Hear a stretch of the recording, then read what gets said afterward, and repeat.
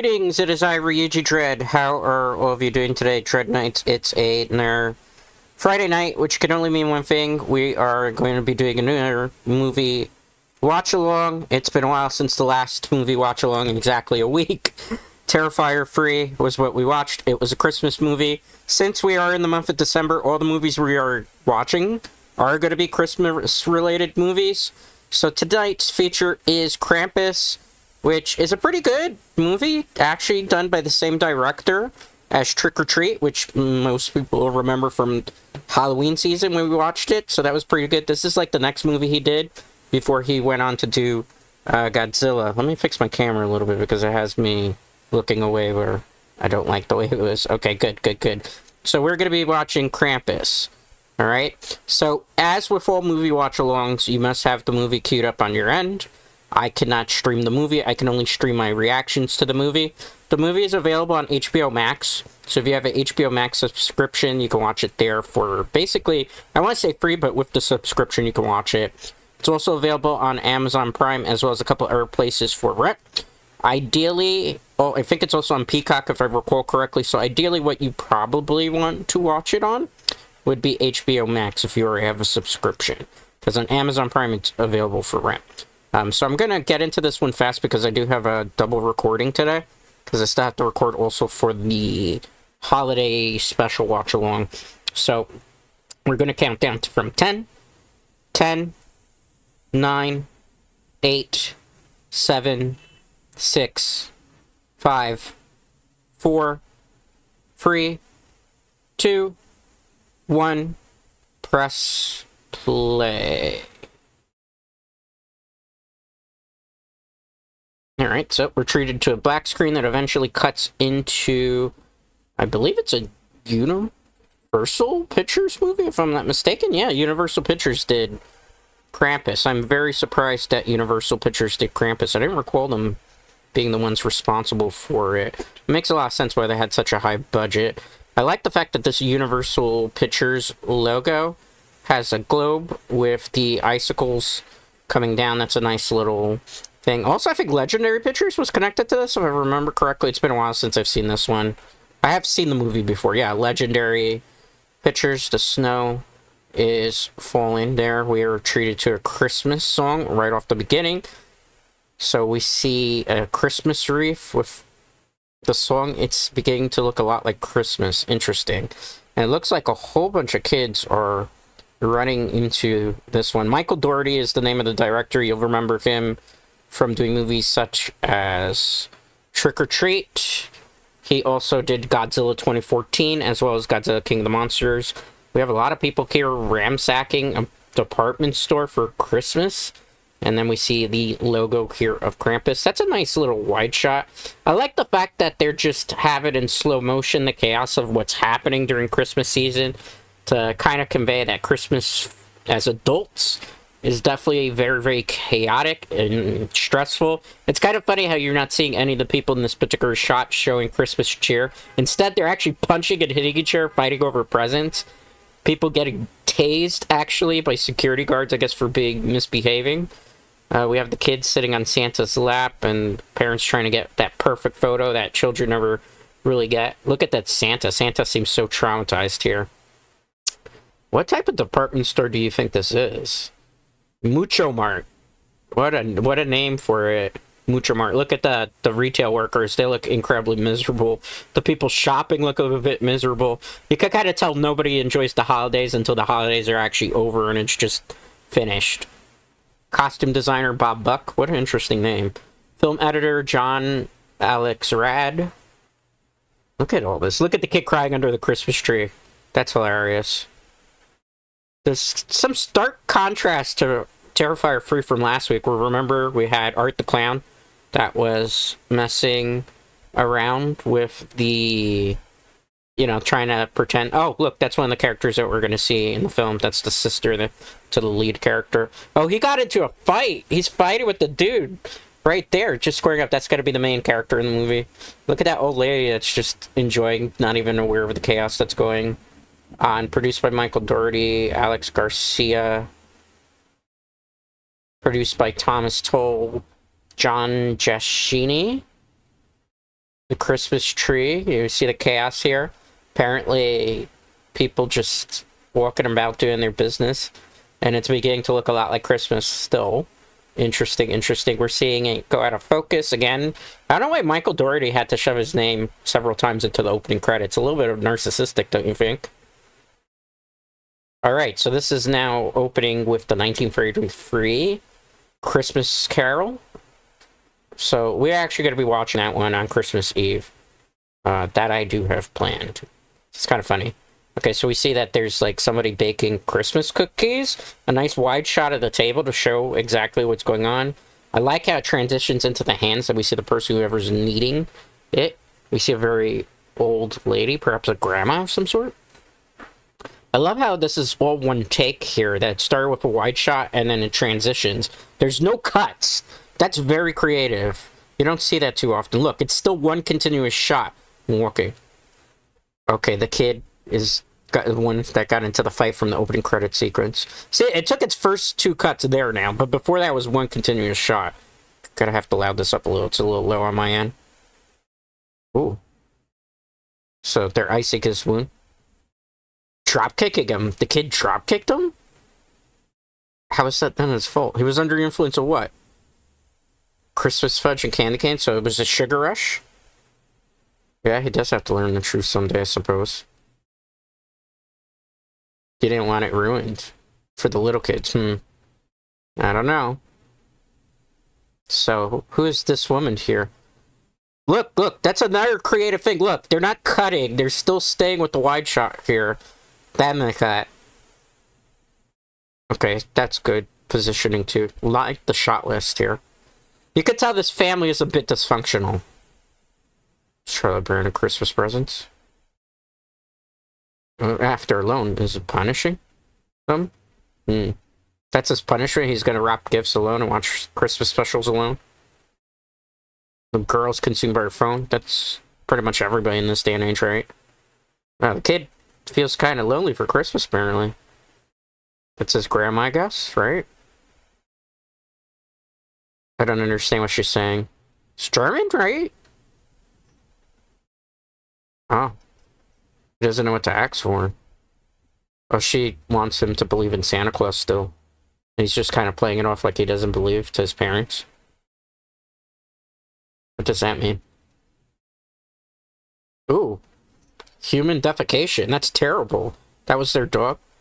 So I guess we're getting treated to the fact that their cousins must be very mean and terrible. This family is definitely dysfunctional. You can tell that they're all having a stressful time this holiday season. That is a nice scene lit. Look at how there's the fireplace in the background along with the little candles that are lit as well as the incandescent lights. That's all done. That's not natural lighting. There's actually filmed lights off on the side of the set that have orange gels on them to kind of simulate that orange thing. Because if you actually look at a real-life house, it's not that well brightly oranging lit. Here, in this one, obviously, because there's, I don't want to say LED lights, but they use some LED lights overhead to simulate the lights in the kitchen. So you see how the contrast of it's more white light, not so much yellow. That's to kind of give off the fluorescent look of the lights that are coming from above. I'm having I don't understand anything she's saying still. What is she saying? How does he speak German? We don't know that. That should have been important. Shouldn't it have? She looks a little bit confused, a little bit scared about the holidays. But she's helping them wrap gifts. She gave them cookies? This seems like the only person that he can relate to in the family is old grandma. Okay, so we're cut outside to the Christmas lights and the setup white shot. She's talking to somebody on the computer. That's an Apple MacBook. I'm surprised we were able to get the licensing for that.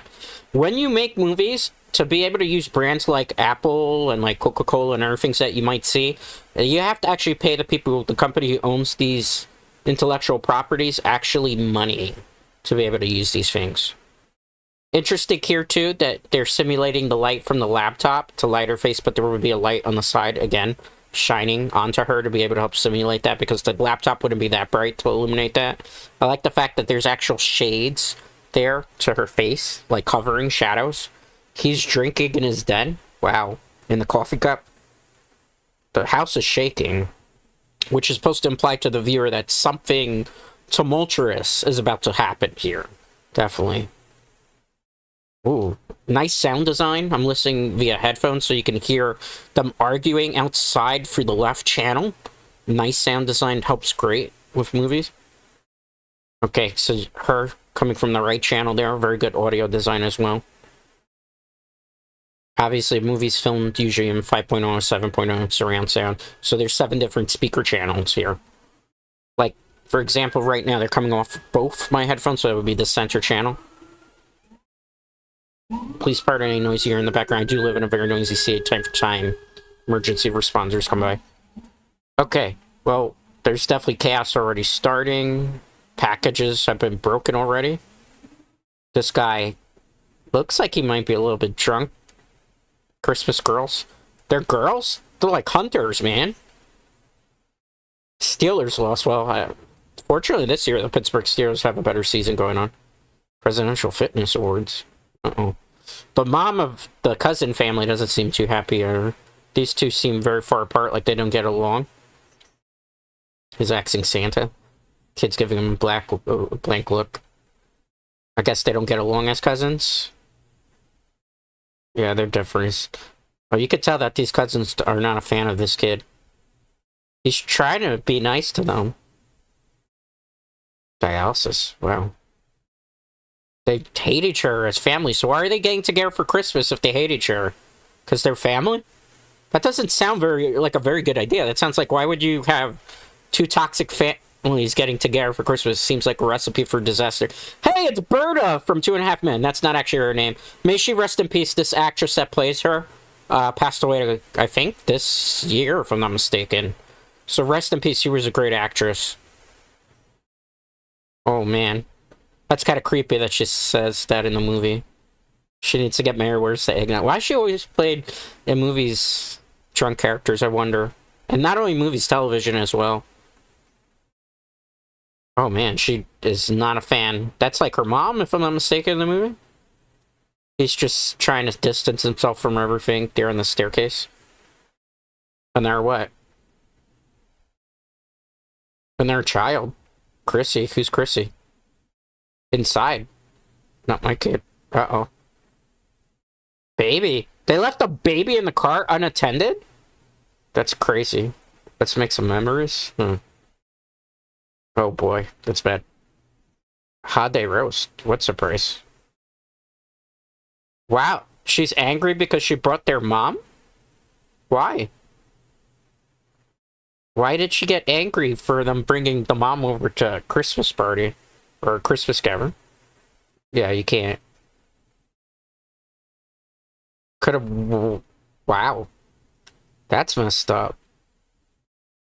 Was that the mom, or was that the, like, mother-in-law of them? I don't recall in the movie. Dread Nights, if anybody remembers, please point that out to me. Okay, so they left the baby in the car unattended. Parents of the year, man. In real life, they would have been, you know what, busted for neglect. What's for dinner, Ryle? She's already drinking. How'd she find alcohol in the house? Well, I guess the dad had kept a stash of it. The kid's drinking a Mountain Dew out of the bottle. That's interesting. Nice lighting here again to simulate that they're eating in a dining room. The candles being lit. Okay, so you could tell they're two contrasting family. One that's very prim and proper, and one that's a little bit more... I don't know, what's the word? Primitive, perhaps? A little bit more rambunctious, a little bit more... edgy, not so concerned with being prim and proper, I suppose. Maybe we could use that terminology here without offending anyone. Okay, so we got the lighting and the candles here. Shadowing, very good still. A lot of cuts here to shift the focus of the conversation and the reactions to it, which is pretty good. Very bold choice to have this many fast cuts. Look, like it's constantly just to show the reactions of people who are talking. A very important rule in movies and cinematography is show, don't tell. So they're showing you that people don't like this conversation going on, as opposed to telling. Oh boy. He's talking about guns. Grab axe. She just threw that on the ground. But the dog's eating it. See? Look, look, look. They even in the dialogue just said, one of us likes everything to be clean and perfect. And, wow, her quib back at her, saying about macaroni and cheese. Wow. Who doesn't make ham at Christmas? Wow, that's an offensive joke. Holy crap. Uh-oh, she's trying to move this conversation away. It's a little dry, wow. Wow, she's ready. She's ready to have at it with everybody. Bert, why can't you say something nice? That's a good thing. Uh-oh. What are those two twins conspiring to do? Wow, why are you throwing food at them? Uh-oh, here's the Santa talk. Again. Heard on the news. Sleigh crash in the Rockies. Wow. Frostbite. But not as hungry. Wow, those kids. They're mean cousins, that's for sure. You could tell the main character's a little withdrawn, because you see he had those body language even. Yeah, that's gross. Wow, he threw food back. At least he's trying to do something. Take it easy. They're just playing. They're not playing. That's how fights start. She's got souffles that she's just torching there. She's trying to take her hostility out on those. Wow. Wow, how did she just sneak up on her? Is she just drinking eggnog there, maybe? I hate eggnog. I'm not a big fan of it. Is anybody else Dread Nights? How about we go to the trailer for Christmas? Wow. Wow, wow. Wow. There's so much hostility between each other. Wow.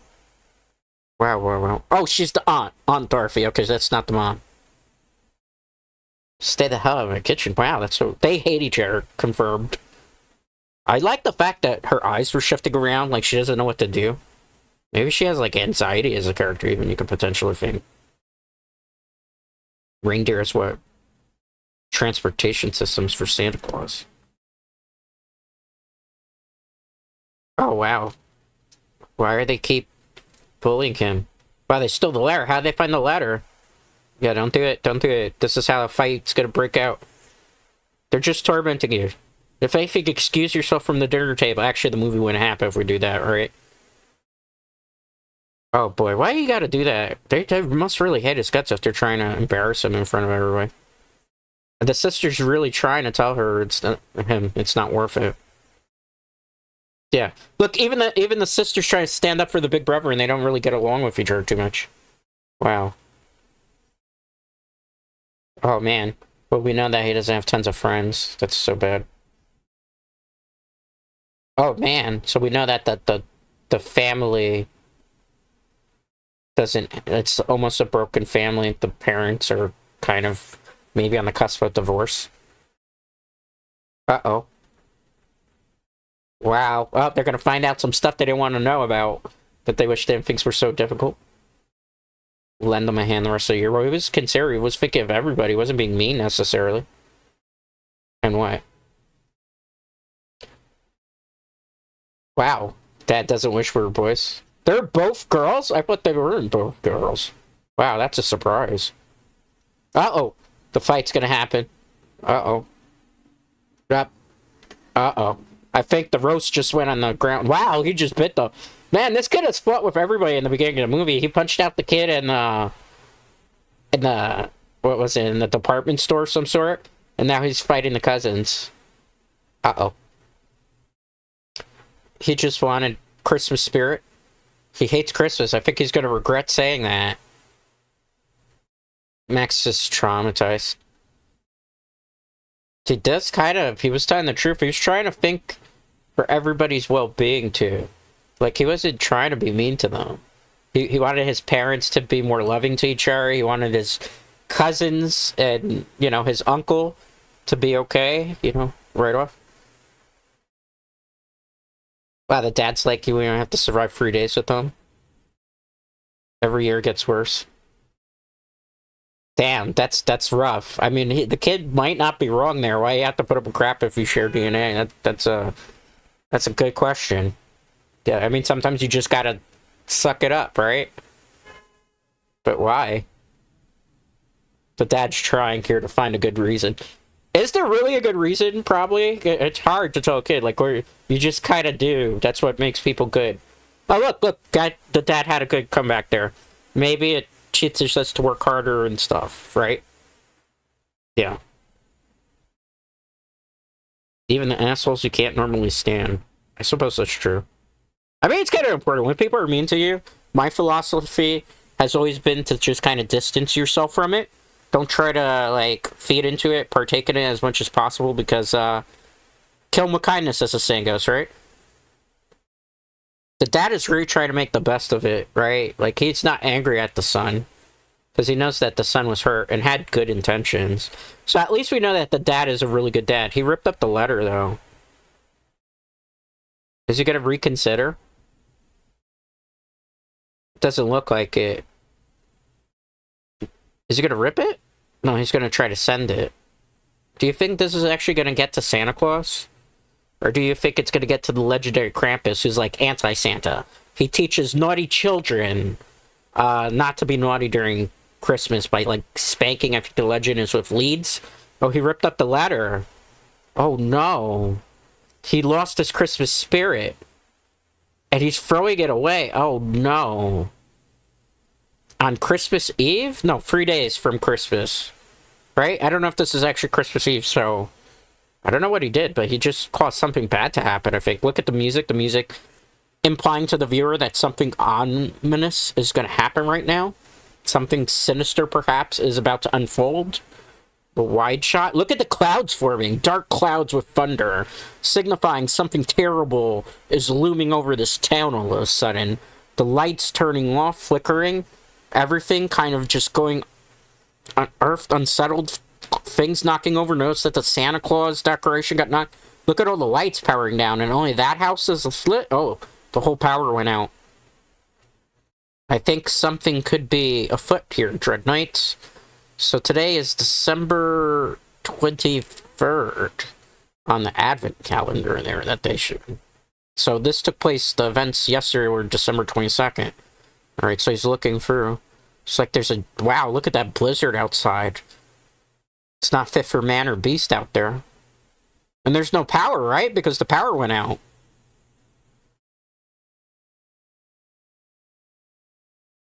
No one noticed a blizzard? Well, supernatural powers, I suppose, are at fault here.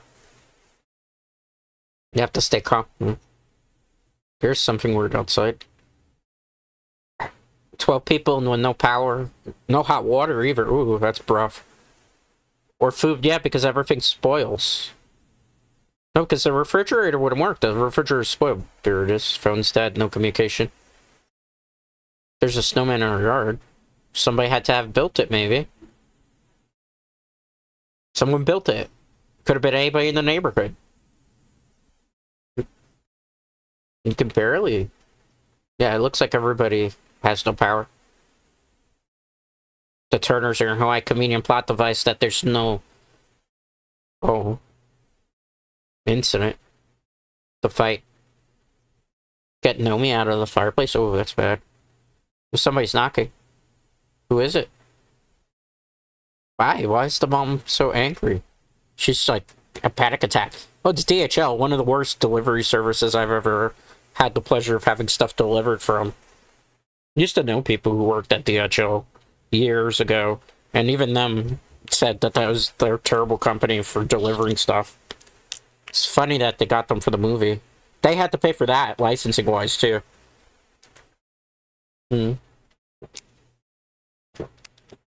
So something was randomly delivered to from this household. Interesting. It looks like a bag of some sort, like a Santa bag. Why is there Christmas presents randomly being delivered? Did they even check to see who the sender was? Uh-oh, that's her boyfriend, Derek. Yeah, I mean, it's a blizzard, baby. There's no phone signal. She's gonna go walk over to see her boyfriend? In the blizzard? Yeah, that's a good point.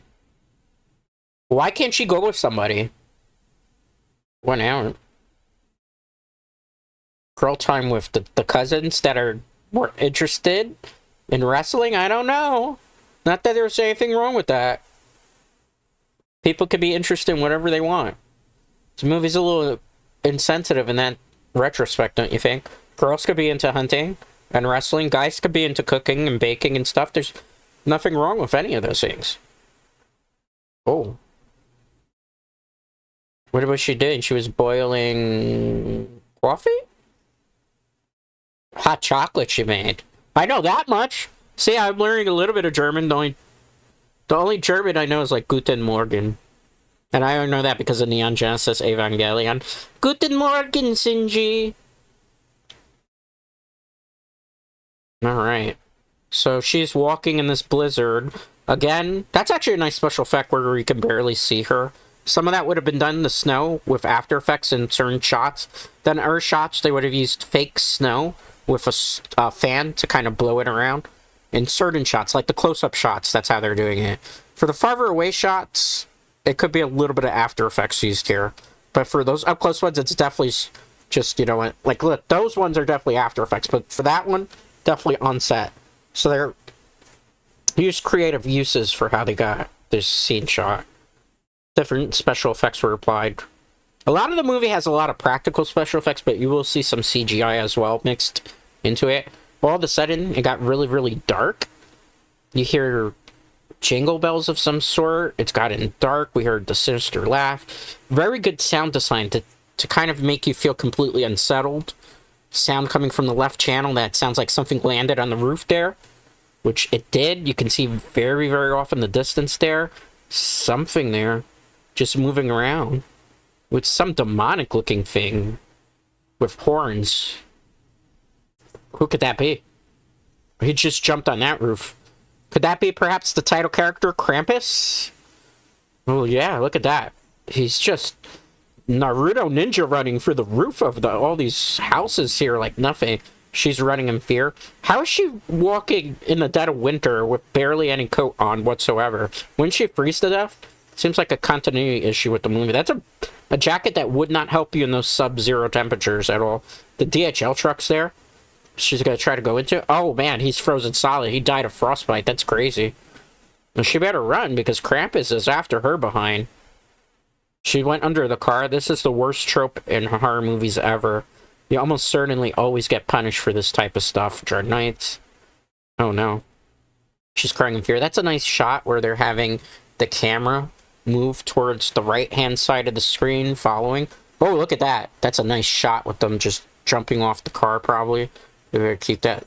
Look at his feet. His feet are actually hooves. It's not even actual human feet. They're hooves. He's walking around, dragging on the ground. She's trying not to scream because she knows she'll give the location away. That's something conveyed to the viewer as opposed to not saying it or having her think it in the head again. Show, don't tell. Golden movie rule. She's shaking her head. She knows. Look at her eyes. She knows this might be the end for her. She's trying not to scream, but she wants to with all her might. He's just toying with her clearly at this point, raising the fear level. Kind of doing like what Terrifier, aka Art the Clown, did in Terrifier 3. Even though I don't think anybody can kind of trump Art the Clown in terms of fear factor, because he really knows how to get people scared and terrified. She is going to be lured into a full sense of security here, almost certainly. Wait, do you hear that sound? It's coming out of the left channel if you're listening. It's a Jack in the Box, but it's playing Silent Night, Deadly Night. Well, not Deadly Night, Silent Night, Holy Night.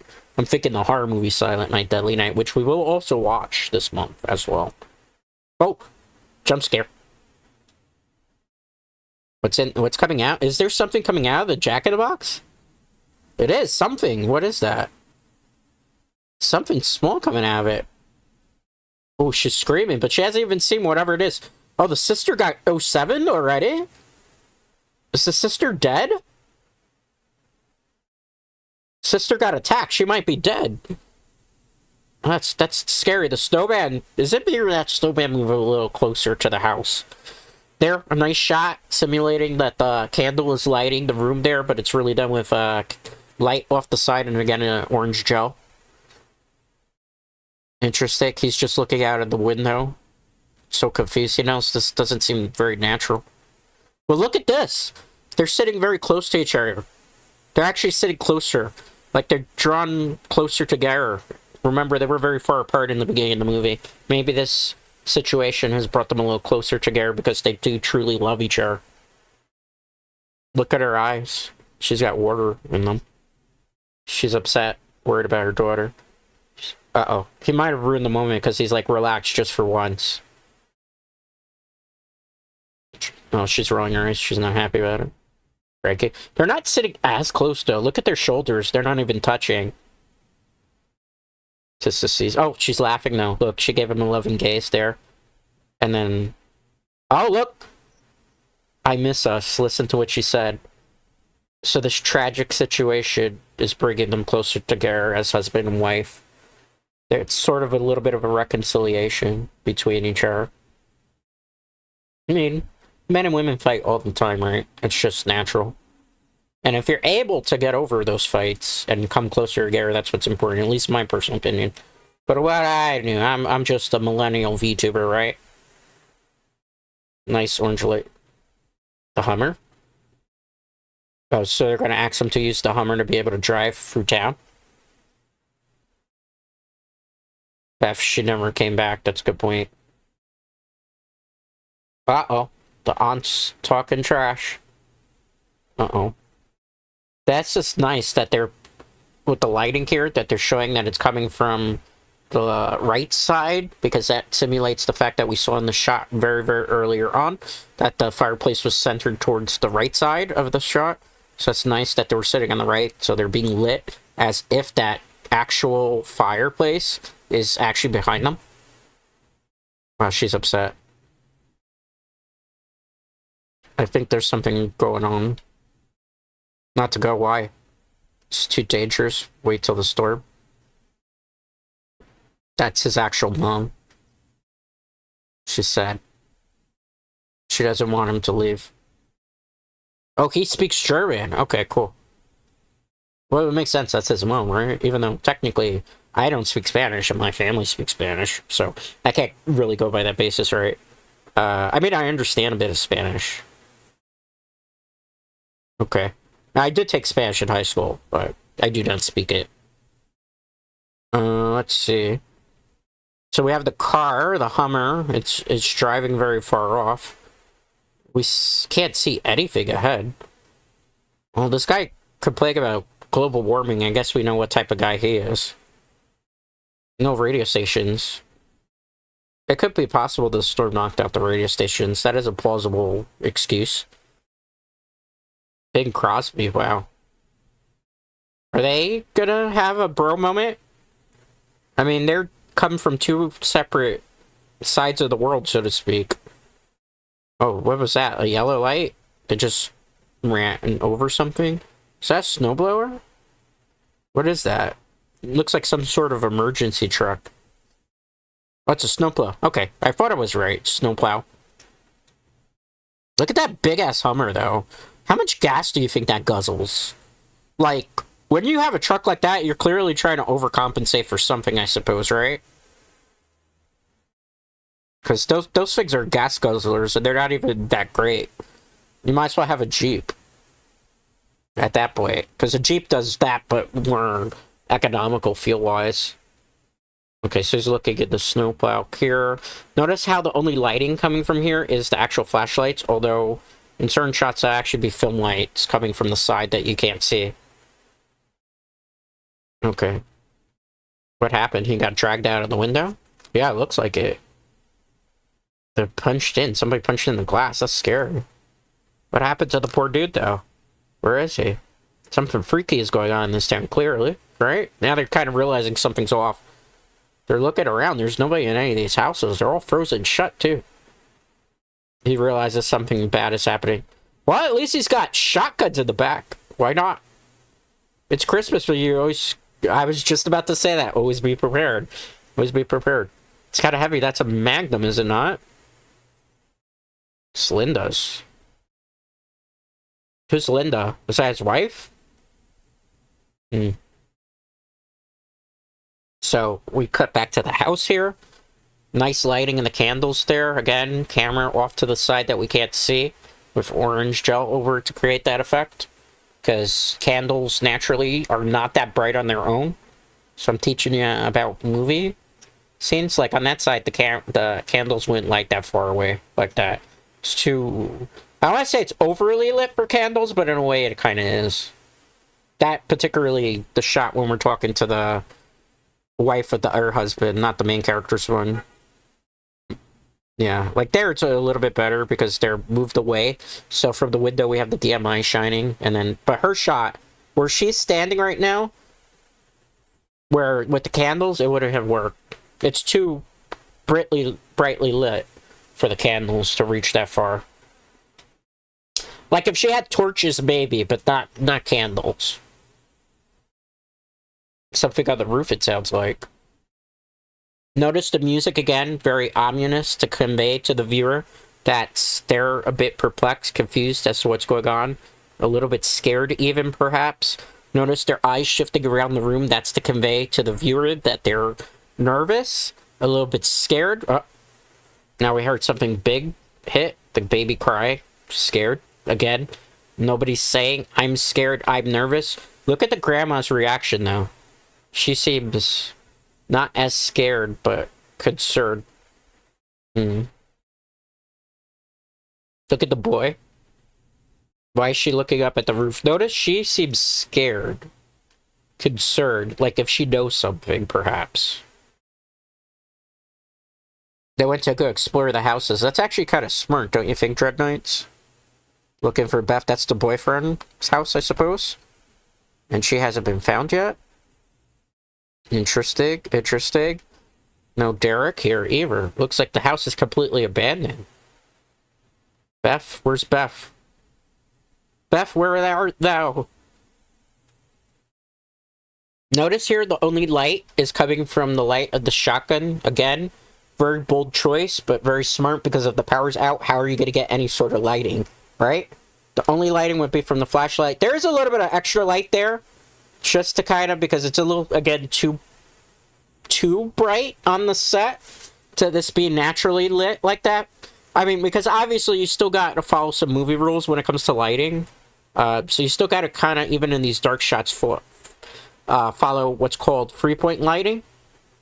See, like there, where the flashlight would have been shining on him, that's too brightly lit. It does bar me personally, but you have to do it for standard Hollywood films.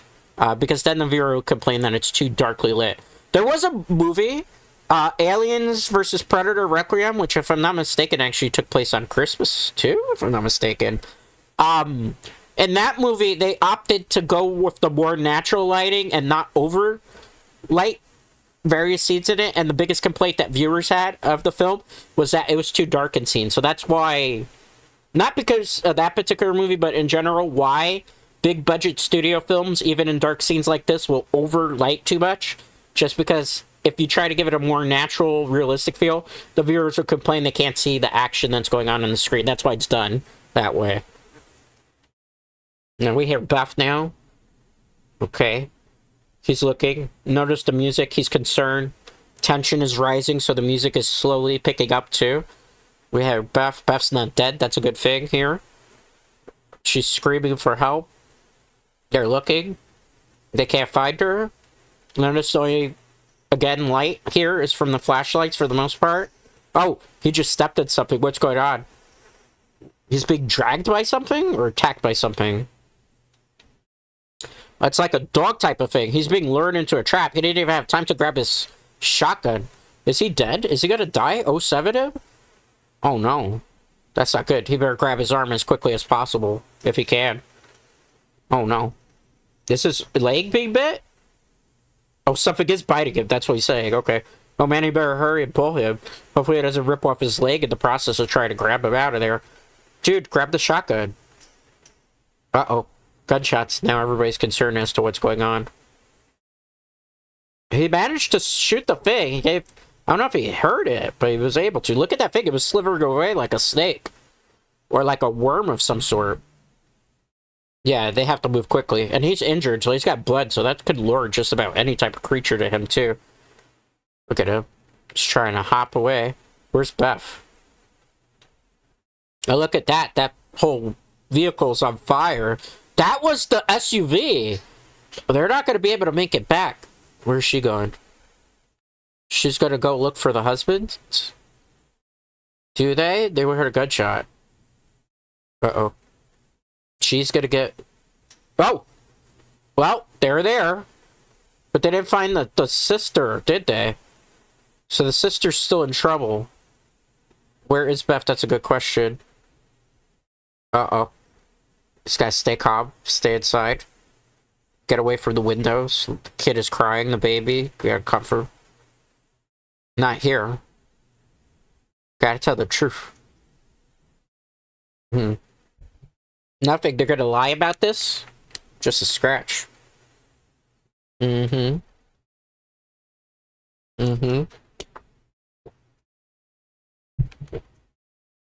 That kid is smart. We don't have bears here. It just blew the cover completely. Not a kid. Go into the kitchen.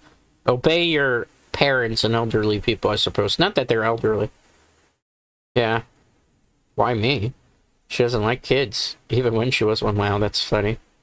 Again, the candles are supposed to simulate the light for here, but again, it's overly lit. Even though her shot is a little bit better than the previous one, but her, it's a bit too overly lit still for my taste. A little bit dimmer would have been nice. They also are using some color correction here to kind of help simulate the light. Color correction's used in an editing program. Usually it'll be Premiere Pro. Most movies, big budget movies, are either on Final Cut or they use Avid. I know how to work on Avid. I was trained to work on Avid computers as well as Avid programs. Although I know how to edit on our ones. Avid is very expensive though. And to have like a truly good Avid lab, it's millions of, not millions, but a couple thousands of dollars. People now use DaVinci Resolve as well. Because it's often used with like, did she just give the kid alcohol? Well, on to the year right there, right? So, getting back to my thought, DaVinci Resolve is what a lot of people who use Blackmagic cameras will use for editing too. Blackmagic cameras, for those of you who don't know, is like the most basic cameras that you can get entry level for like independent filmmaking, although some filmmakers higher up will use them from time to time because of their comfort zone. There's another one called the Red 9. After that, then you usually go into pro consumer grade film cameras like the Sony X series. IMAX cameras, obviously, if you're like filming for IMAX, but ideally, most people that use Blackmagic stuff, it's because they have a Blackmagic camera. And then there's older, obviously, film stuff too, but somebody's tearing through your fancy neighborhood. Notice the shot here, fireplace. Again, that makes sense for it being overlit. This shot, they corrected fix because look, her face is less lit, his face is less lit. Tony Colletti, his face was overlit. His has to be overlit because he's right next to the fireplace, so it makes sense. How much ammo? That's a good question. It does in his pocket, because they're going to need more. Stay put, probably board up the dolls. Wait for help. Okay. That might have, or... Pig farm. Wow, they're fighting each other. Yeah, what are you gonna tell the kids? They already heard. Maybe, perhaps. All of it, probably, right? Enough of it. Someone take Beth. Now the kids are gonna be scared.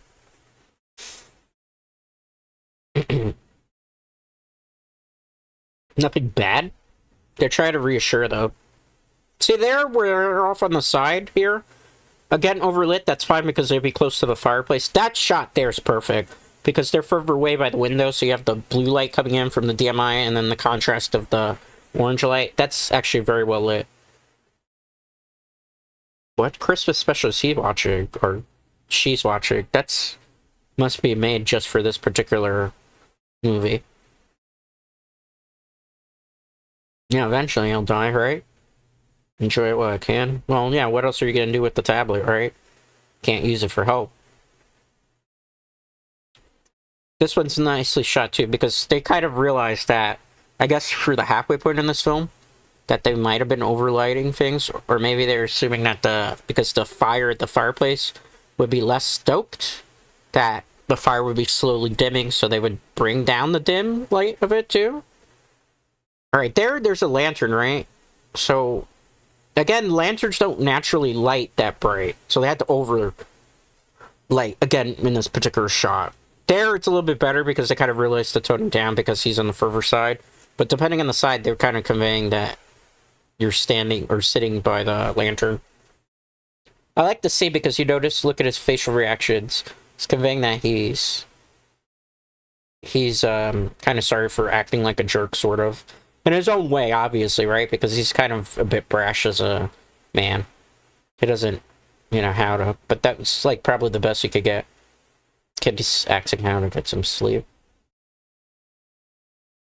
They're looking out there. The snowman looks like it's getting closer, does it not? Kid asking a very, very interesting question. Is he gonna die? Father, wide-eyed, just to show shock. He's kind of lying to him because he doesn't want him to be scared. Who's been acting different? His grandma. Look at her face. That's a nice shot there that they split the focus. Why is she acting weird? Does she get weird around Christmas? Why? Oh, we got our question answered, maybe. She won't talk a lot about it. Time for bed. It's gonna be fun. I don't know if it's gonna be fun or not. Kid is looking scared, giving his dad a hug, maybe conveying. The dad really loves him. You could tell in the body reactions, facial reactions. Like, this is not a dad that is barred by his son. He actually really cares for his family. Just works a lot, right? I wonder what the dad worked as, though.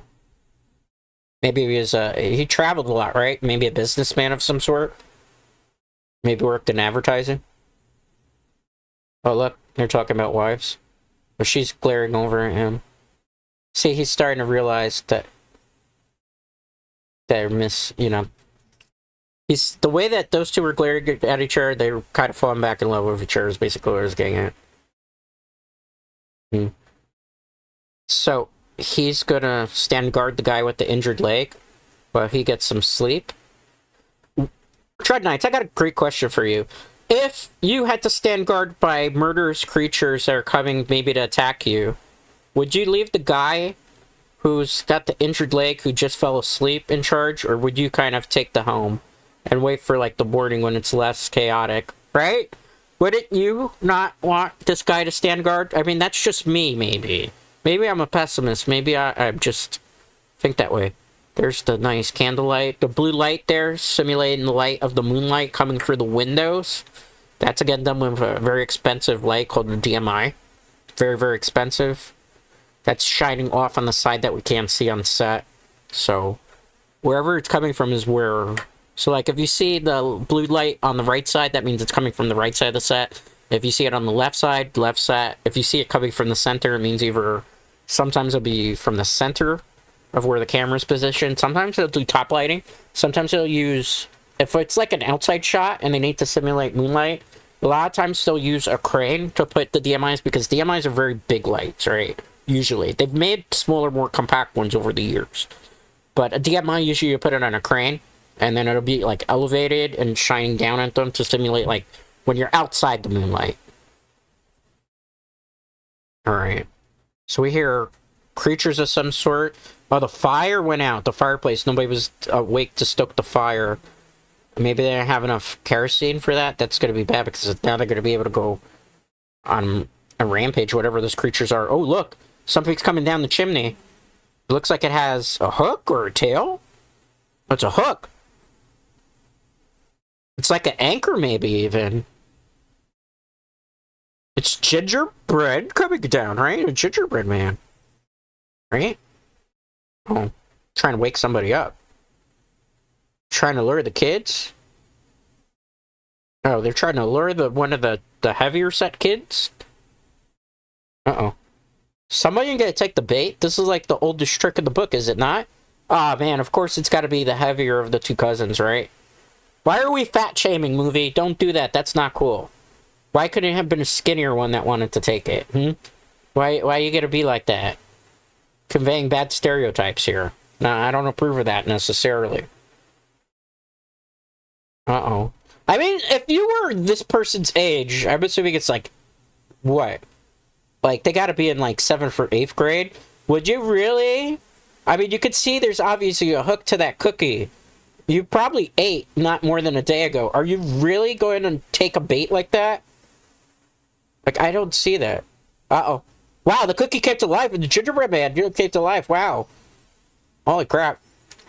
Gingerbread man must be in pain after getting bit like that, right? Oh, they're chaining him up.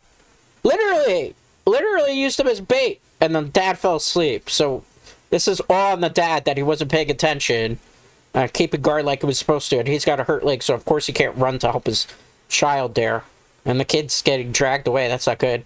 Is the mom gonna get dragged too? Somebody gotta go help the mom. Notice the music picking up, eerie, escalating tension here. Look, whatever thing is dragging them is super powerful if it's able to drag the kid as well as two adults almost up. Keep pulling. Keep pulling. Keep pulling. Oh, they fell apart. Oh, they fell. They fell. Uh-oh, what is that? It's a log. Is the tree gonna go on fire? Oh, everything's gonna go on fire now. Oh, no. Look at that. The Christmas tree's getting lit up. Oh, man. That went up super, super fast. You know, one of the biggest emergencies that happens for Christmas time is actually trees going up on fire, either because of bad Christmas tree lights or something electrical. Oh, man. That gingerbread is not having any of her stuff. Oh, man. Keep dragging. I mean, she doesn't want to let go, but she's scared for dear life, obviously. We hear something running up the roof, too. There's a lot of things going on in this scene. Oh, man. The kid got dragged up the chimney. Oh, man, it's over. It's over. Well, he put out the tree, but they just lost a child. The dad is going to be livid at this point, right? Look at the shoe. This is on you. You forgot to stay awake, man. Why did you not stay awake? That death of your child is on your hands, bro. Or she's traumatized from whatever she saw. Which was just a cookie, right? Or did she see more than just a cookie? Kid is crying. She's traumatized. Blue light, because now they don't have any sort of light from the burning Christmas tree. Oh, look. Fell asleep. It was the boy here. Wait. How's she have fire? What's she saying? She's gonna try to tell them something? What does she say? Why is it all our fault? Who's come for them? Overly lit, but it makes sense because remember, she just stoked the fire completely. And since she's behind the fire, she would have less light, so that's perfectly done. And they're further away, so the shadows would make sense. Well, she could speak English. A big reveal so far into the movie.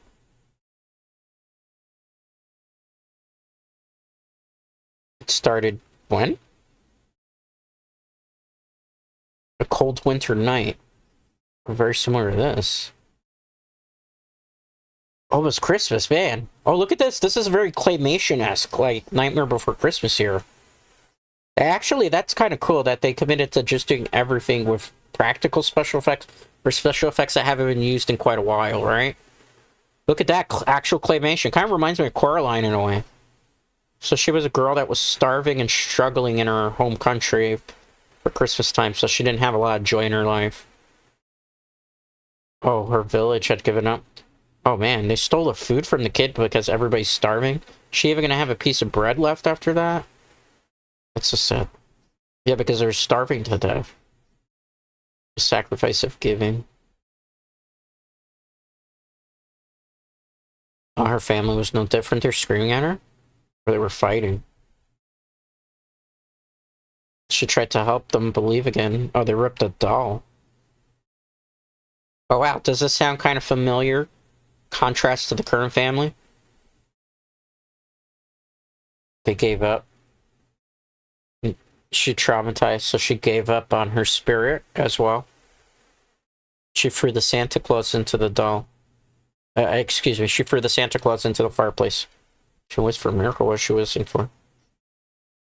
She wished for them to go away. Isn't that very similar to Max's wish from a while earlier in the movie?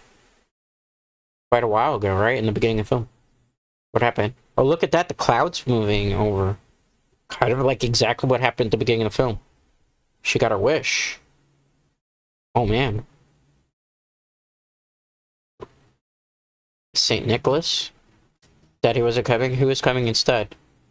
Maybe the title character? Instead it was... darker, more ancient spirit. Older spirit, because they said much darker, much ancient. The shadow of St. Nicholas? Krampus. The anti-Santas, basically. Oh, look at that. Shades. Not to reward, but to punish. Oh, man. Did Krampus slaughter her family? To take, though. She did wish for it, did she not? Helpers, wow. Yeah, look at the gingerbread with the claw there. Oh, wait, yeah, what's the little girl gonna be able to do? Drag them away. She was gonna be next, but she got spared. He winked at her. Why didn't he take her?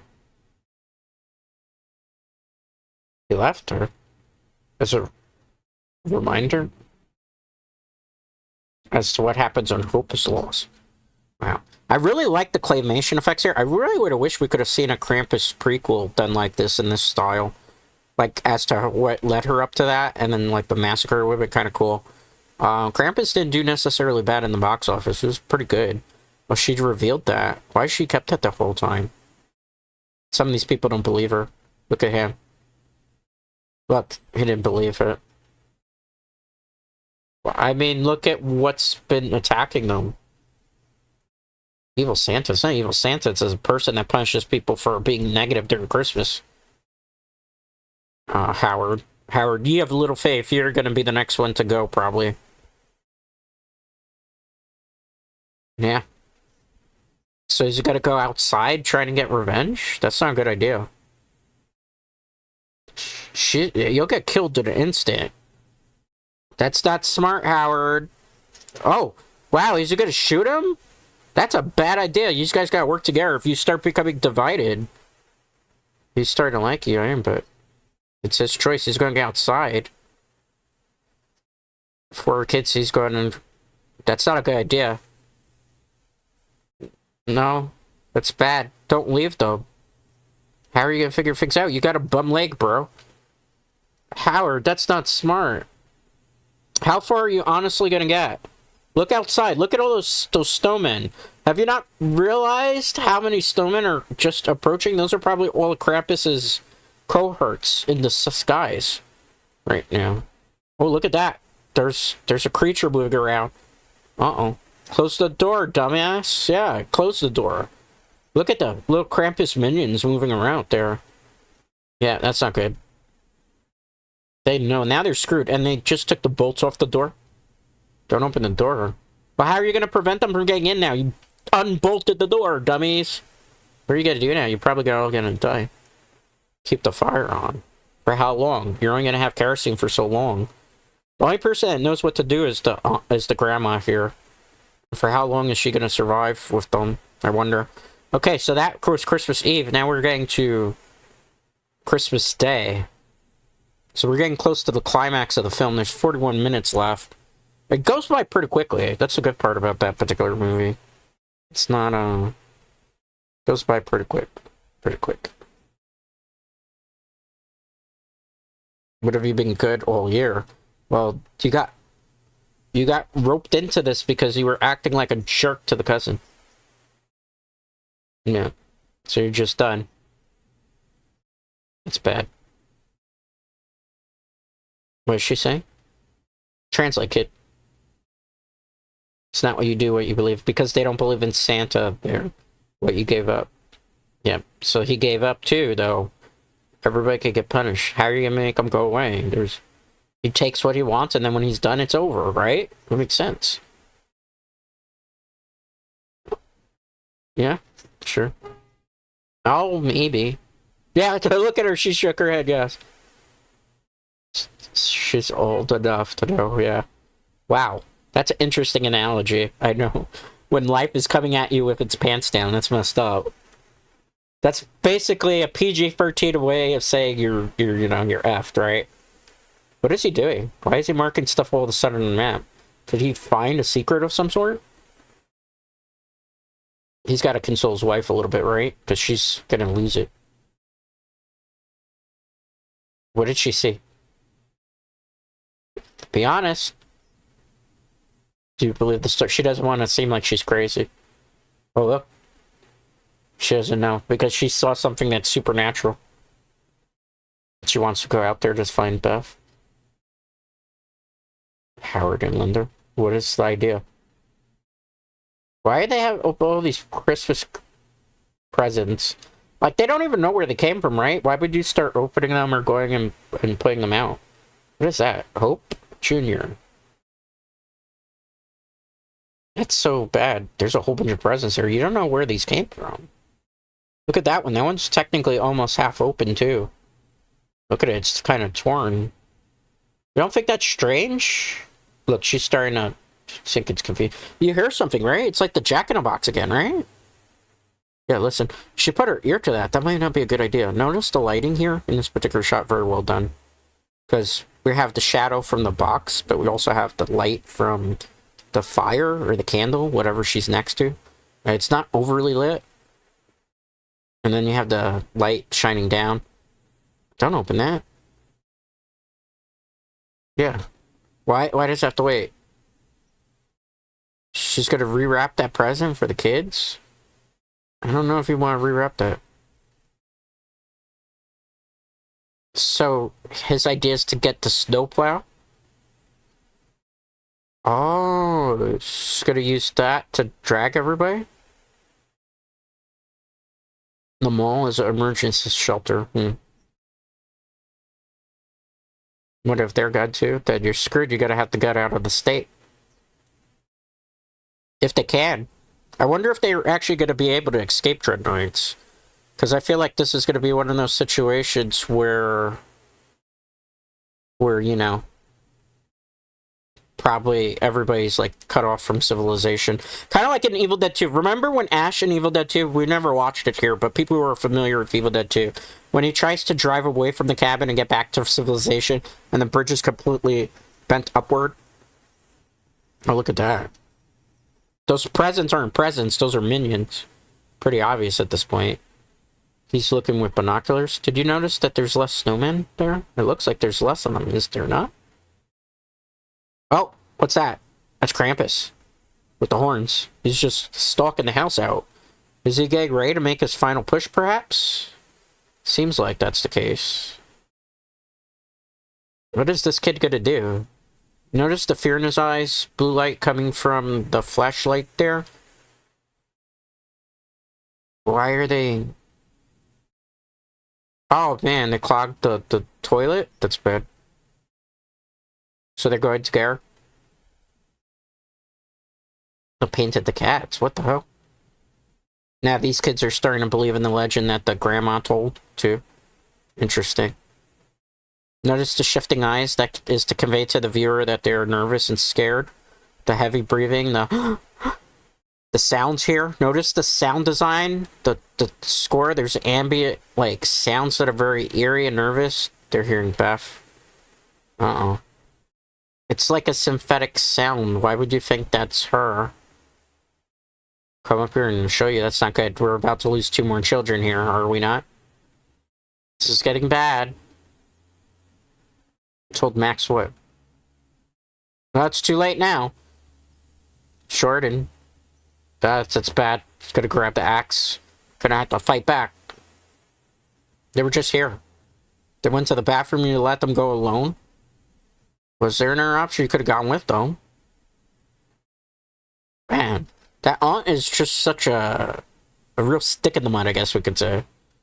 Uh-oh, listen to fiendish laughter. Coming through the right channel. Again, the sound design in this movie is very, very good. The lighting in that scene, not bad, because you have the contrast of the blue and the yellow light. Notice that the light's coming from the fire and the candles. Oh, now he realized this is all his fault. Because of the I hate Christmas. Now she's consoling him, because she knows it's the truth, right? Max is technically the one that had everything screwed to Pooch. Oh, speaking of a Pooch, even the dog is alerted and scared. Uh-oh. Eye shifting. Look at facial reactions. Concerned, scared. The dog knows. Look, the dog just bounced on them. Absolutely not. I like the shot where it switched to him there with the shower in the face, noticing that in the hallway there it's completely dark, so it makes sense. So he's walking into the darkness when he was... That's nice. Then obviously, because they need to have some sort of light coming in, because again, viewers would complain. They had some blue lights coming off from the side to simulate like the moonlight coming in. Here are the blue lights from the actual flashlights again, because you can't have it underlit because if you do, viewers will complain. So you have the lights, actual lights that they're using, but then on the side you would have either LEDs or DMI. Here it would be LED lights because lights that come from flashlights generally give off like white light. So you use LEDs to actually, actually show white light because you don't use DMIs. Only for blue light you want really DMIs. Sometimes if you have a very low budget film, like you don't have the resources, sometimes what people will do to simulate moonlight is they will use regular lights and LEDs and incandescent lights, and what they'll do is they'll put a blue gel over it to simulate the blue of it. Also, sometimes you could use editing programs, again, color correction, but I don't really recommend that because you can kind of tell when movies have a lot of color correction in them. For example, the Lord of the Rings trilogy, where it's that weird, like, overly bright glow and orange to it, that's from completely 100% color corrected. Which, I guess for that style of movie, it's fine, but, like, for independent projects, you really want to get away from it, because Middle-earth is a little bit more different in terms of the context, right? So you can get away with it in a movie like that, but, like, in independent projects, usually what you do is you don't color correct, unless, like, there's a lot of film mistakes. And what you will do instead is usually you will just try to use gels and stuff to kind of simulate whatever you need on a lower budget. Depending on how well you do it, you could kind of cheat the system. But obviously it's not a great substitute for obviously big budget films that have like really high production values and just a lot of money to throw around to use like DMIs and whatever they want at their disposal. Again, listen to sound design here. Hearing music to simulate that the tension is escalating yet again. Notice how the music is actually rising and rising as he opens that. Almost as if we were about to get jump scared there. Here it goes. Now it's kind of lowering a little bit. And then we hear something else. Uh-oh, what is that? Is that like a large jack-in-a-box? What is this? What is it? What is this fig? What is that? It's like a snake of some sort? Holy crap, that's a big-ass fig, whatever it is. It's eating the children! Oh my goodness, it ate the children! Look at that special effect, man. That's practical special effects, too. That's not CGI at all, that particular shot. Ooh, that's all practical right there. You better shoot that. Oh, it's running away. How can it run away so quickly? It's like a snake jack-in-the-box fig. I wonder if that was supposed to be a homage to, Jack Attack from Demonic Toys. Oh, look at that! The gingerbread have come to life that used to be on the table there. He really keeps saying he should have got to his brother's. Uh-oh. He should have got nail gun. That's the last time you see Killer Gingerbread Man. Well, actually, there was the Gingerbread Man movie, which is a pretty good movie, I would say. Oh, no. Look at this poor dude. Look at this. A nail gun, man. This guy has had the worst night of his life. He's had his leg torn apart. Now he's gotten shot a couple times with a nail gun. They're dealing with this snake creature thing in the attic while he's dealing with the gingerbread cookies. Like, this is why you don't split up in horror movies, guys. Number one rule. Ooh, look at that. What is that? It's like an angel of some sort? Well, that's not creepy at all, right, Dread Knights? That's like a griffin, siren type of thing. Like a dark angel. Look at that. It's just trying to claw at Tony Colletti here. Well, use something. That's definitely like a harpy. Have you all of you are familiar with harpies, right? That's definitely like a harpy design, because it's like a bird crew. Look at that, a killer teddy bear. Oh, man. All of this is so far practical special effects, except for the gingerbread man. Those are definitely CGI. Orange lighting again. Oh, he shot a propane tank of some sort. Uh-oh. Their gingerbread guys are on fire. That's the only thing really that they have to do with CGI was the gingerbread cookies, it seems like. Look at the bear. The bear's actually practical special effects there. Look at that. Chomping away. Killer teddy bear. They definitely have some nuances to Demonic Toys in this film in certain elements. Look at this harpy thing that's trying to stick her tongue down her throat. What the hell? That's creepy. Uh-oh.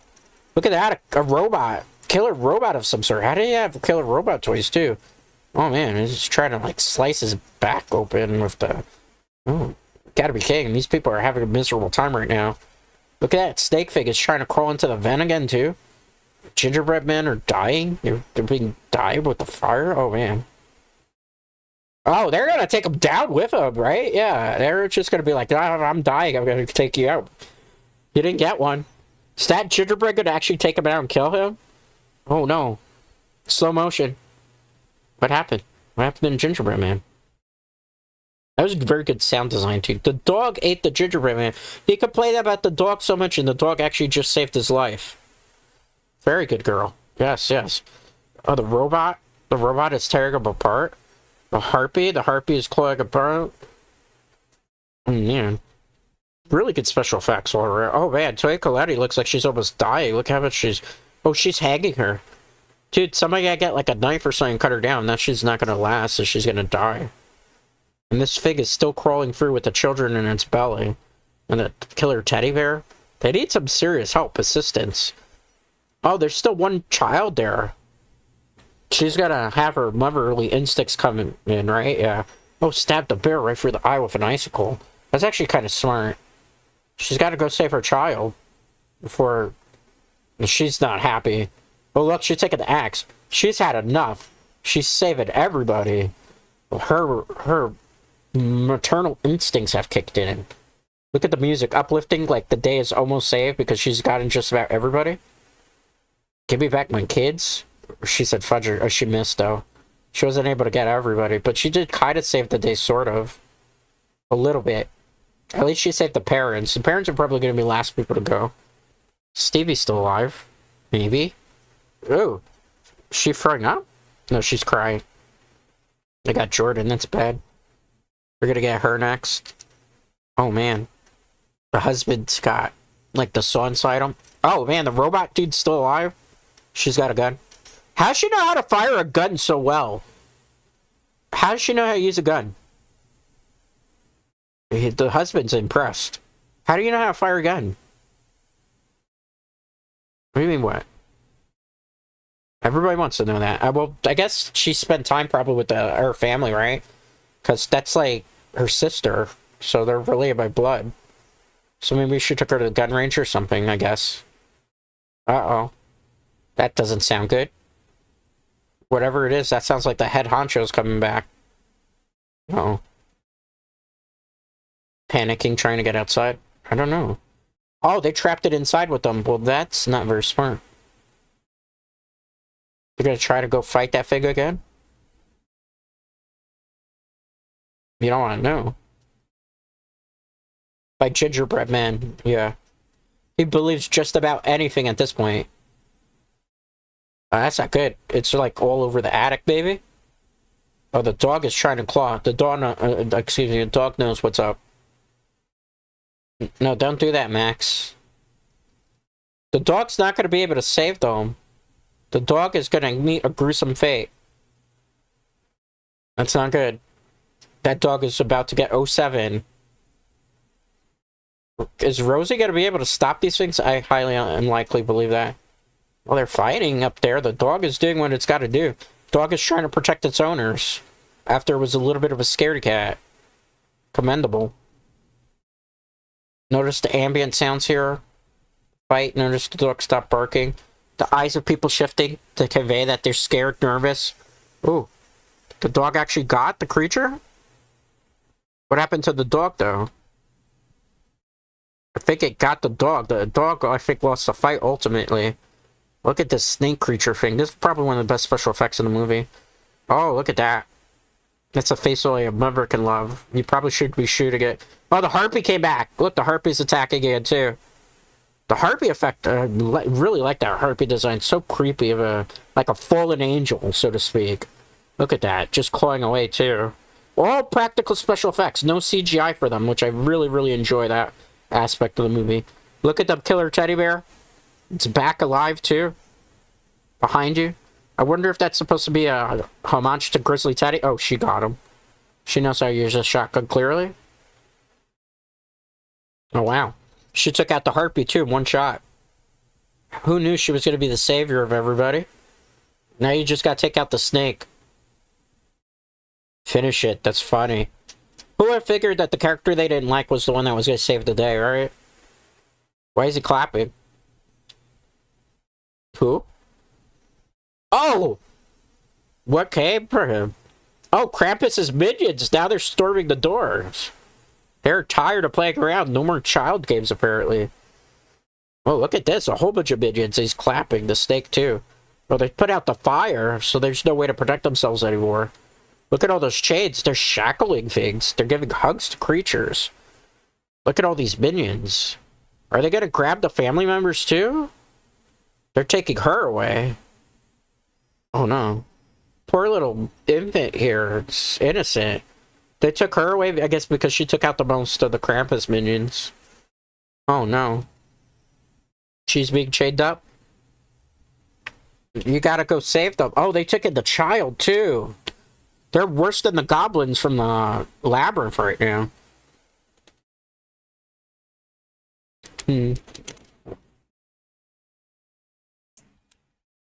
See you in hell. Now they're being dragged back.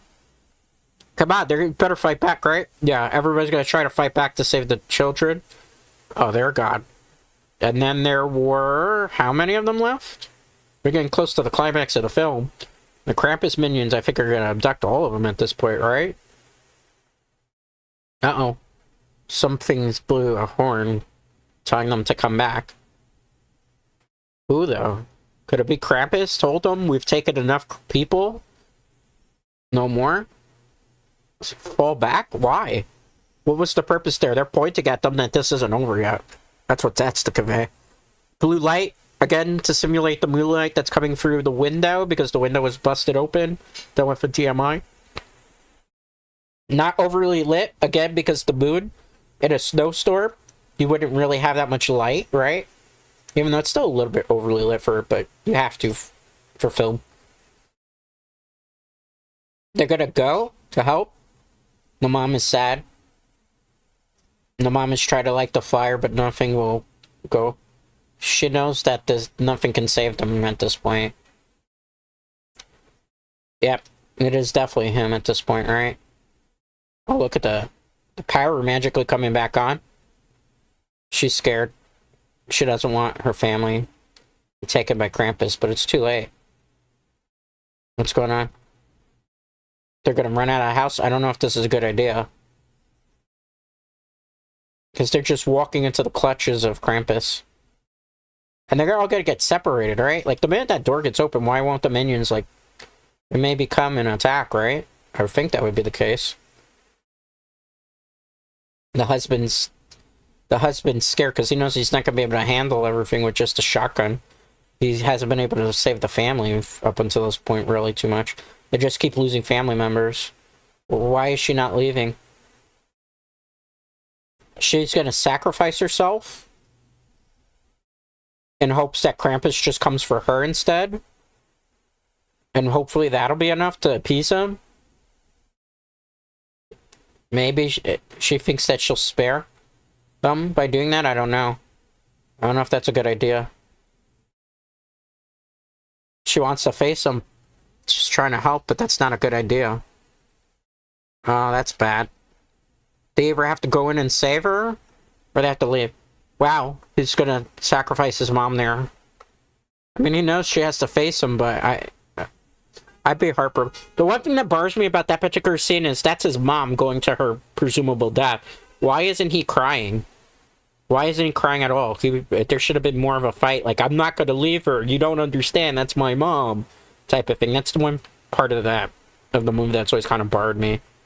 Well, she's ready to face her fear from so many years back when she was a little girl. He's coming down the chimney. How's he going to fit through that? Like, how? I guess that's how Santa Claus is able to come down chimneys, too. He just breaks everything and then hires a good contractor while everybody sleeps. Oh, no. Look at that. Look at his long fingies. She doesn't even look too scared. She just looks surprised. Oh, he's dropped down. She's looking. Oh, we're finally going to get a good look at Krampus in this movie. That's the one thing about Michael Dougherty with these particular films, like, even with Godzilla 24, this is my biggest complaint. He doesn't show a lot of the monster. He leaves it very non-revealed for the most part of the movies. Which kind of bars you quite a bit. You don't, like, we just now finally getting to see Krampus. And only a little bit of the face. Notice we didn't see the whole face. He's notorious for doing this throughout, like, the big portion of his movies. Started with this one, and then it moved on to Godzilla 2014. Even though, did this one come before Godzilla 2014? I don't remember. It's been a while. Oh, he remembers. Look at that long-ass tongue. He's got a Gene Simmons tongue. Gene Simmons, the singer from Kiss. Ooh. Look at that. He remembers. What is he going to do to her? He's giving her something. What is it? A bag? A gift of some sort? Is this retribution? Is he finally going to claim something from her? Or is he going to tell her to go in the bag? Oh, she knows. Oh, she's coming with them. All those toys went to attack her. I guess the grandmother is either taken, claimed the soul, dragged to hell, I think is what she said was the ancient lore. She tried. I don't know if that's going to be enough to appease Krampus at this point. Because the boy is the one that made the wish, right? It wasn't the mom. Or, excuse me, it wasn't the grandmother. The grandmother's wish already happened. I guess it was just coming back tenfold. It's kind of a vicious cycle. The grandmother makes a wish, the grandson makes a wish, and now the consequences of his actions for hating Christmas all of a sudden. The consequences of losing Christmas spirit. Krampus is coming to town. Krampus is here. Krampus will claim them all. Oh, a snake creature. I guess that confirms that earlier in the film. The thing that bit the uncle's leg was actually the snake creature. Snake is kind of warmed up. Oh, the husband's going to say go. She doesn't want to leave her husband. Wow, he's going to sacrifice his life the way that his mom sacrificed. It's all about trying to sacrifice yourself for the ones you love. Kind of the true Christmas spirit. I love you. That's the first time the whole movie that he said to any of them, I love you, particularly his wife. Finally reconciling. The wife broken in tears. See, that's the thing I didn't understand with the mom. Like, he didn't even hug the mom and like, no, mom, don't go. You know? That's the one part I never truly understood. But this particular scene, they got it particularly right. He's done. He's not a good shot. He's not going to be able to do anything to stop this chaos going on. No way, Dread Knights. Uh-oh. Uh-oh. Oh no. Oh no. He got killed. 07, Dad. 07. Man, everybody's dropping like flies in this film. We're getting close to the climax. How many of them are left? Only 3 of them, right? The mom, the kid, and the... I guess that would be his aunt. They got to the snowplow, but how's anybody gonna... Oh, man! Already got somebody. Oh, man, they got the mom of the cousin. And the cousin's gonna grab onto her, too. You gotta pull her. Gotta pull her. Try to save them. Gotta save them. Notice the music playing Silent Night. Crazy choice of song. Oh, the mom is gonna try to go save them. That's not gonna... They're just gonna take both of them. Oh, man. She's done, too. She said, I love you. I think that's the first time she said she loved her son in the whole movie, too. They learned the importance of family in the film. But it's too late. They're all souls are being claimed. How are they going to drive a plow? It's just him and the cousin that he hates. They finally have come together in the struggle of this film. It's not starting because there's probably no gas. Yeah. He doesn't even know how to drive stick. Hybrid. Oh, man. I don't think there's any gas. Oh, he got something. Oh, the minion at the window there. Oh, the window is open. That's right, because they punched through it earlier. I wonder if this is an intentional trap that they set for them. Oh, he's gonna grab the cousin now. Uh-oh. There goes the cousin. Krampus minion strike again. Is he gonna get Max too? He's fighting. He's fighting the minions off. Wow. Max is a sole survivor so far. He got dragged by something, but it wasn't... It was the snake. The snake dragged him. So they're leaving Max? Why? Are they gonna do like they did to his grandmother in the prequel? Or, you know, the little flashback sequence we got with Claymation? Where he takes everybody and just leave Max because that was Max. Ooh, it's Krampus. Krampus just came to visit him. What is he doing? He's pointing to him. You were the one that made this wish, were you not? He dropped something. The letter that was torn apart. I guess to tell him you got your wish. You hated Christmas. You hated everyone. You wished for everything to go away. So I claimed them and granted your wish. Yeah. That's what. The consequences of your actions have come back to bite you in the rear end, Max. I know you're a kid and you didn't expect stuff like that to happen. The ornament, the same ornament that he gave to his grandma, remember? Krampus gave it to. He left that as a reminder when I lost all hope. So Krampus was willing to spare him in the same type of deal. Now, personally, Dread Knights, I personally feel like the movie should end right there, but it doesn't. I feel like if the movie ended there, it would have been the perfect ending for it. But the movie continues. We'll talk a little bit, not too much about it, when the credits start to roll. But I feel like had you left it there where Krampus drops the ornament and she says that and rolls the credits, it'd be way more effective in the storytelling. Instead, Max decides to go back to face Krampus, right? For one final confrontation. Look at that. They're dragging, putting him to hell. Look at those. Those, like, reindeer-type creatures. Look at that. Notice that was, like, St. Nicholas on the actual sled in Torment. So that's kind of an interesting parallel there. Look at that. It's overly lit, but it makes sense because they have torches. Well, he's confronting Krampus. Krampus is going to be shocked by this because he was willing to spare him. Look at that. Krampus is going to come back. You should beat him with leads like the true legend of Krampus. Takes back your wish. You can't give it back. You can't take back your wish. It doesn't work that way. Give you back the family. He threw the ornament? You ungrateful little kid. Krampus granted exactly what you wanted. And yet you still didn't. Give me back my family. You rejected the wish? What is going on? Why is everything splitting apart the ground? Is he able to just rescind the wish and everything's going to be A-okay? That just seems too easy, in my personal opinion. Yeah. All too easy. All too easy. So it looks like Krampus is... What's he doing? You open a portal to hell, perhaps?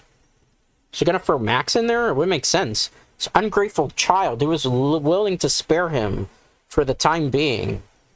And all he had to do was just, like, not come to confront them. Uh-oh, well, it's not gonna be good for you. Oh, he's gonna try to stop him? Is he rushing towards Krampus? Why would you do that? This just doesn't seem wise. He's gonna hit him with a branch? Do you think that's really gonna work with Krampus? Krampus knows what he's doing.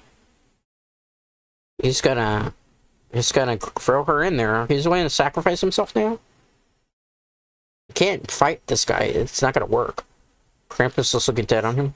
He's saying, please? You know you can fix this. Give them back. But you made a wish. He's not gonna... Oh, he's willing to sacrifice himself. Because he's the one that didn't believe in Christmas. Krampus is looking on with concerned eyes. Is he actually gonna grant his wish? He sees the tear. Krampus doesn't seem like he's a sympathetic guy. At least, not to me. He's like a demon that's supposed to be anti-St. Nicholas, right? I don't think he's gonna go for that. I'm kind of confused. No, you should just stitch him in there. He should laugh in his face. Yeah, he's laughing in his face. He was laughing at him. You can't. Once you make a wish, that's it with Krampus. No, it doesn't work that way. It doesn't work that way. It doesn't work that way. Yeah, there goes Stevie. There goes Stevie. Krampus grabbed him. You know what's next? You. Because you know what? He gave you a chance to leave. He gave you a chance to leave. And you decided you wanted to confront him. Thinking you could change the consequences of your actions. I'm sorry. You just wanted Christmas like it used to be. I don't think that's enough. He drops him. Too late. That's the deal. Deal's over. He dropped him. Alright, now pay very close attention to this ending, Dread Knights, because you're gonna... this is kind of a red herring type of ending, right? And you'll notice why in a bit. So it looks like everything's normal, like he's back in his house, like if it's a dream, right? Nothing bad happened. See? It was all a nightmare, right? Could think of this kind of reminds me of Nightmare on Elm Street Part 1. How they did it. Again, I still think this movie would be better had they ended it with him with Krampus giving him the ornament and the grandma little narration of how he came and took everything, and then you roll the credits there, because it kind of comes full circle. But instead, they went a little bit further with this ending, which I don't necessarily agree with the rest of the stuff that followed that. I think it works more effectively with him alone in the snow, in the dark, all alone, having learned the consequences of his actions. But instead, we get this. Okay, so to him, he thinks it's Christmas Day, and everything good has happened, right? Like, it was all a bad dream. Krampus didn't come to punish him. He's got his family back, even the ones they didn't like, that he's learned the true meaning of Christmas, right? Notice in this particular scene that the actual lighting is different. Like if they're in a dream sequence, kind of. Look at how weird it is. There's like a filter on this particular scene. Everybody's nice to him. Now, if nothing ever happened, this was a dream, why would they be so nice to him, right? Like, everything seems too good to be true, right? He thinks it's a dream. Notice the lighting, though. It's way too lit, and it's a bit, like, blurry at times. And everybody's being too nice, right? If this was really a dream, would they be this nice to him? They didn't like each other as a family. We're not going to get up randomly on Christmas in a bear mood. Merry Christmas, Max. So, everything is alright, it seems, right? Coco, they're sharing gifts. Everything. Gifts are being opened. Everybody seems happy. Maxi pad. Everybody's too nice, right? This is too good to be true. What is that? Taxidermy thing? Notice the song? A song of togetherness. Look at that. Everybody's way too happy here, right? Something bad's gonna happen, almost certainly. Look at that present. Get the president, and he's hugging him. He thinks it's all over. He thinks everything, the day is saved. Everything's all happily ever after. Merry Christmas, he's hugging his dad. Everybody's happy, the true meaning of love. Smiling. He's opening a gift. It's a very archaic looking gift, is it not, Red Knights? Uh-oh, what is that? That's the Krampus ornament. You know what that means. Krampus got the last laugh in the end. Yeah, now they're noticing. It's the Krampus ornament. Everything is not over. Did you really think Krampus was gonna not grant your wish?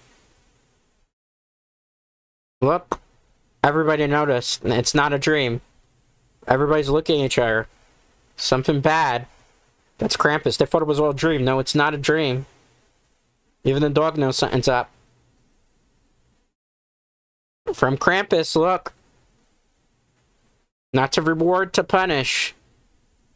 Ah, look at her, she knows. To take. Guess what he did? Guess what he did, Dread Knights? Krampus has claimed their souls. Look at the fire being lit by itself. Just trying to figure out what's going on. What's going on, Dread Knights? What could it be? Are they stuck in Christmas forever, perhaps? Look at that. What is that? It's a snow globe. They're trapped in a snow globe. What does that mean? Krampus has them in his lair with our houses, our families, our snow globes. So what happened here? Basically, Krampus did not grant Max's wish. He still punished him. He wanted Christmas and everything to go back to normal, and his family gave away his wish, and he don't want it. No, Krampus didn't take the deal. Instead, what Krampus did was he trapped them in an infinite Christmas, stuck all together with the people that never were getting along. He claimed their souls, and now they're stuck in hell for all eternity. And that is Krampus for you guys. There is no post-credit sequence for this movie. So, like I said, I don't personally like the ending to the movie. Some people like it because it's got that, like, M. Night Shyamalan, what a twist type of thing. Me, personally, it doesn't really work for me. I already backed out of the end credits there because I do have to use the little dragon's room. So I'm going to wrap this up nice in a bow.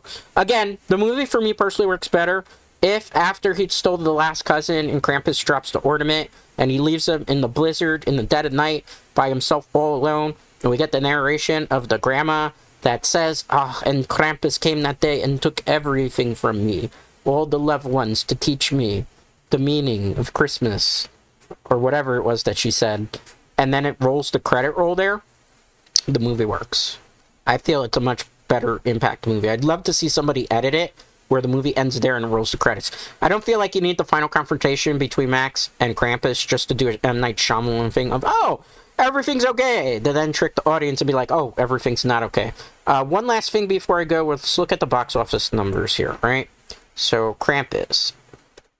Box office. Krampus was 2015, so it actually was a year after Godzilla was made. So, correction to myself there, because I thought Krampus came after Godzilla. So, I learned from Godzilla not to not show the title character too much here. So, it grossed 61,548,707 worldwide, with 420 million plus coming from international.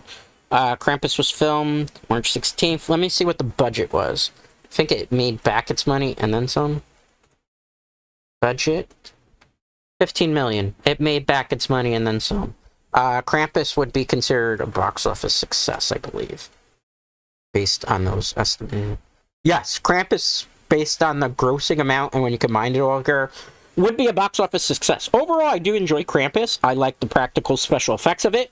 I like the story. I don't care too much for the ending. If I had to rate Krampus as a Christmas movie, I would probably give it a solid 3 stars. I take off a star really for the ending, only alone because I don't feel like the ending works too much for me, and I feel like there's a much more effective use if you didn't do that whole red herring ending there, and you just have him left in the snow in the dark and forced to figure out the rest of his life by himself, and then eventually Krampus would come back, right? That also could have been a good way to set up for a sequel. Apologies then, hearing emergency services. I live in a noisy city. From time to time, you will hear that. I apologize. But with that being said, that is all the time that we have for today's movie watch-along. Krampus, thank you for coming out. Thank you for watching with me. I do greatly appreciate it. And most importantly, I appreciate you. Next movie watch-along might be Die Hard, or it could be Silent Night, Deadly Night. I'm not too sure. Die Hard is a very long movie. 2 hours and 11 minutes, and it's kind of hard to finagle that.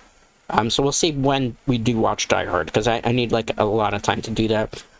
With that being said, though, I will see you tomorrow, where we have on the schedule more party animals, because we had such a fun time with party animals. I decided we would play a little bit more party animals, because I think that's going to be a fun time. Or not party animals, excuse me. Liar's Bar. Liar's Bar is the game that we're playing again tomorrow. Anyway, thank you for hanging out with me. Thank you for watching this movie with me. I do greatly appreciate it. Most importantly, appreciate you.